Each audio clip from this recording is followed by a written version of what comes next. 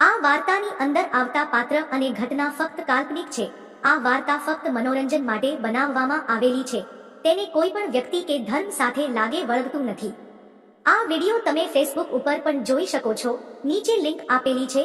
ઓફિસમાં કામ કરતી ફ્રેન્ડને ઘરે લઈ જઈને 2 કલાક સુધી ધરકામ કામ કરાવ્યું. મિત્રો, મારું નામ મહેશ છે. હું 26 વર્ષનો છું. હું જ્યારે 14 વર્ષનો હતો ત્યારથી મને ઘણી બધી ખબર પડવા લાગી હતી અને ત્યારથી જ મારી અંગત ઈચ્છાઓ જાગવા લાગી હતી. પહેલા થોડા વર્ષો સુધી તો મારી રીતે મેં ઈચ્છાઓ પૂર્ણ કરી, પરંતુ ત્યારબાદ મારી ઈચ્છા એટલી બધી વધી ગઈ કે મારી પાસે કોઈ રસ્તો ન હતો, પરંતુ કોઈ મારી સાથે દોસ્તી કરવા માંગતું ન હતું, જેને કારણે હું ખૂબ જ દુઃખી રહેતો. પરંતુ મને નહોતી ખબર કે એક સમય મારો પણ એવો આવશે કે મારે પણ કોઈ ફ્રેન્ડ બનશે. હાલ હું એક ઓફિસની અંદર જોબ કરું છું અને ત્યાં હું ખૂબ જ ખુશ છું, કારણ કે ત્યાં ઘણી બધી લેડીઝો આવે છે અને તેમાંથી ઘણી બધી અમારી મિત્ર પણ છે. તેઓની સાથે હું વાતચીત કરું છું અને મારું દિલ હલકું કરી લઉં છું. તેઓની સાથે હજી મજાક કરવી, તેઓની સાથે સમય વિતાવો, આ બધી તો નોર્મલ વાત છે.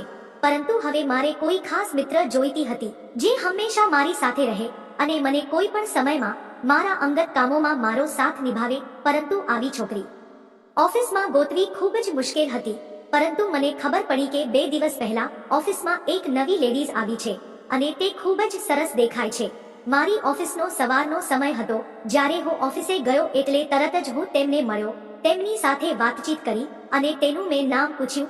તેનું નામ મેઘા હતું અને તે ખૂબ જ સરસ દેખાઈ રહી હતી. તેણે ત્યારે ફ્રોક પહેરેલું હતું, કારણ કે તેમની પાસે ઓફિસનો યુનિફોર્મ ન હતો, જેના કારણે તે કોઈ પણ કપડામાં આવી શકે તેમ હતી. તે મને પહેલી નજરે ખૂબ જ પસંદ આવી ગઈ.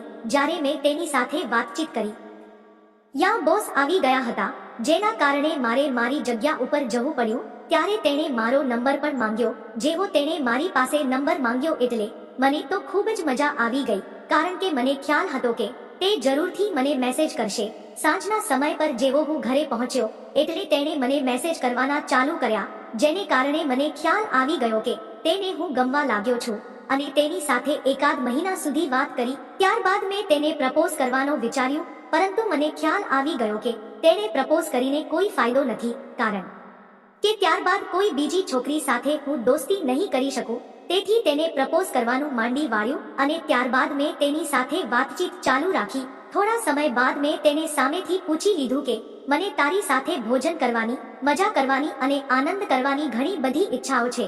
જો તું મારી સાથે સહમત હોય તો આપણે બંને મજા કરી શકીએ છીએ. જેના જવાબમાં તેણે મને તરત જ હા પાડી દીધી, કારણ કે તે મને ખૂબ જ પસંદ કરતી હતી.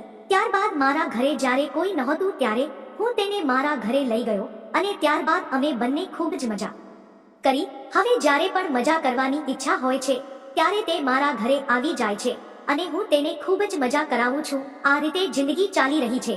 જો મિત્રો વિડીયો પસંદ આવ્યો હોય તો વિડીયોને લાઈક અને ચેનલને સબસ્ક્રાઇબ જરૂર કરશો. ફરી મળશું એક નવા વિડીયોમાં. ત્યાં સુધી આવજો.